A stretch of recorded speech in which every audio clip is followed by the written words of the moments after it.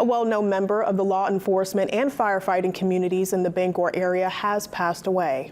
Jim Ellis served more than 40 years as a first responder. Ellis started off as a volunteer firefighter before rising to career firefighter and eventually fire chief. His work took him to Holden, Brewer, Old Town, the State Fire Marshal's office, and Eddington over the years.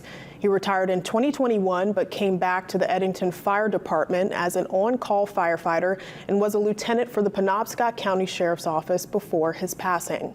In a statement, Eddington Town Manager Shauna Hinckley said in part, Jim Ellis, a beloved friend and mentor to many, passed away unexpectedly last night. My heart breaks for all who knew him. He will be greatly missed. Meanwhile, Penobscot County Sheriff Troy Morton said in part, Lieutenant Ellis spent his entire adult life serving others in the public safety field. A quiet man with a big smile and an infectious laugh, Jim positively impacted the lives of many. Funeral arrangements will be announced in the coming days.